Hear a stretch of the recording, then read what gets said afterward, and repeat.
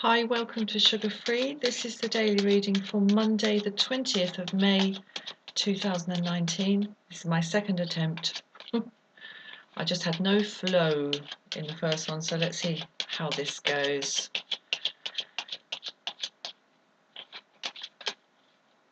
Okay.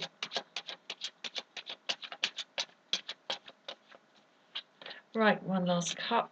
I'm just going to get the cards out. Oh, I don't believe it. I don't believe it. These two were in the previous reading. And I stuck them in separate places back into the pack. And he was sitting in the middle. But this was over here. But I'm glad to see we've got her there today. I think she's confirming, High Priestess, confirming my decision to try this again. Okay. Now, the first reading was all about the unwillingness to embrace one's own power. And he's there again. He was there in the last one that I just abandoned, and here he is again. The devil in the upright, sitting in the middle of the reading. Okay. Things are better than I thought they were. Okay, the energy as we're coming into the reading, the Lovers in the reverse. Now, today, for me, this is about, as ever, the Lovers is about the juxtaposition of what appears to be free will, but it's mediated by forces of nature that we cannot control, represented here by the little angel, the blindfold angel, about to shoot his arrow and enflame the situation with unpoliceable desire. It looks like there's a choice going on, and there is, but when that arrow meets its mark, finds its mark, and whatever it is coated in gets into the bloodstream, all bets are off. But again, today it's in the reverse. As I say, in my previous attempt 15 minutes ago, it was over here. It's in the reverse. So that unpoliceable desire is not in the ascendancy here. Things as they really are, the High Priestess in the upright. Wisdom, spiritual wisdom, and the utter self-possession in one's own spiritual wisdom. The only thing, and no need to fear one's will. The previous reading was all about that. It was like being frightened of the power that we all possess in our consciousness. And I was meditating earlier, like I do every morning, and I had huge tracts of my meditation where my mind was just off. Like here, there, and everywhere, talking to this, experiencing that, trying this, going there, going here. It was just off. The brain is an incredible thing in the matter of invention. And it took quite a long time for me to just follow my breath, follow my breath, follow my breath, and come into the present moment. I was just off, man. Off travelling around. I was absent from myself. That's the power of the mind. It can take us anywhere, and we can experience nigh on anything through the power of the imagination. Wonderful, wonderful. And when that power is harnessed and put to work, by God, what can be achieved? Everything that has been achieved in this world, everything has started off as an idea in someone's mind. The devil sitting in the middle of the reading is saying, you can't do that. You don't want to do that. You're too... insert adjective here. or nah, that's no good. You're not enough. Insert adjective there. The question is on the table today is, what is this limiting force protecting you from? Because things as they really are is utter spiritual wisdom, benevolence, and compassion.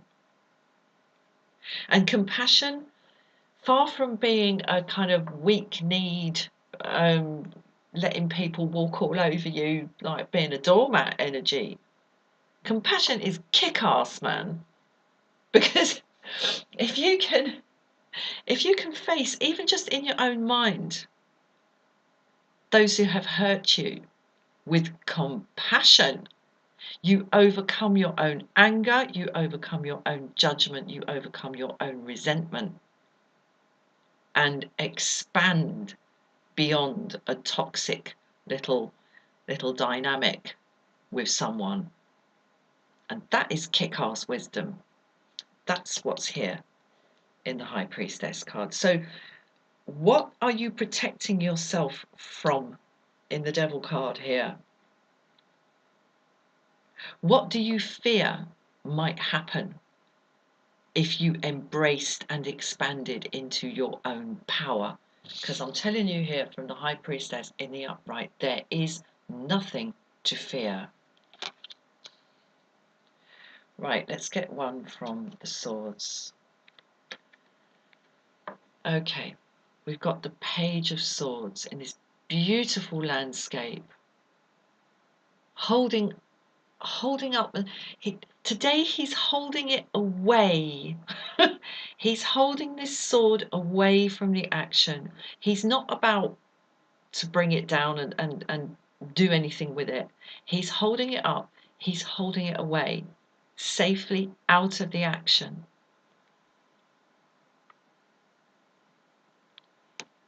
He's got a bit of a ponytail going on there, hasn't he? Quite like men with ponytails. It's a bit sad.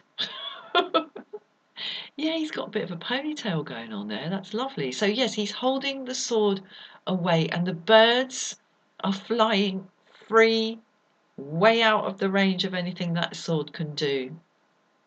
So there's elegant restraint at work today, which I certainly didn't show when I confessed to liking a man with a ponytail. I don't think my partner would be very pleased to hear that. Okay. Six of Wands, how wonderful. Commonly known as the Victory card. It's a small scale victory. This is a bit like the minor arcana version of the World. It's wonderful.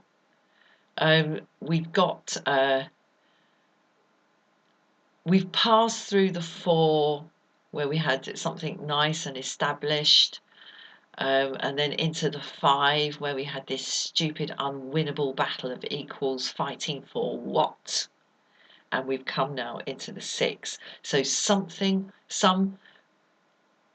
kind of edifying force has entered here and is welcome.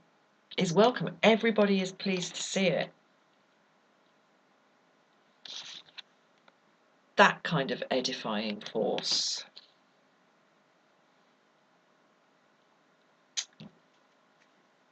Oh, how lovely. 9 of Pentacles. There she is. There she is with her hawk on her hawker's glove. Content, solitary but not lonely, self-contained in this beautiful space.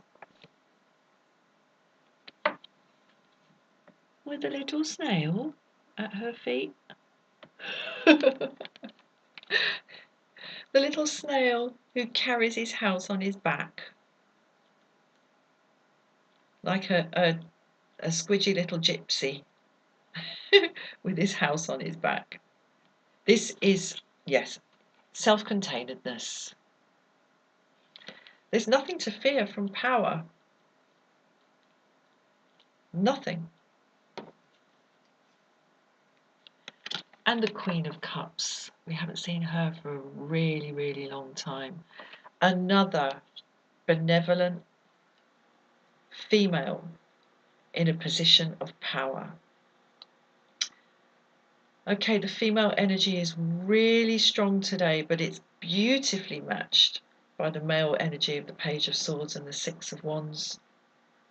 And in the light of this lovely symmetry, it's not that the power of the devil is reduced, not at all. It just all becomes a lot easier to understand. And the key thing to understand about the devil in the matter of evolution, of self, and that's what the tarot is all about, is that the reason the hooks and the binds and the chains are present in the self is the key to liberating yourself from them. Because if you can understand why they are there, you will no longer require them.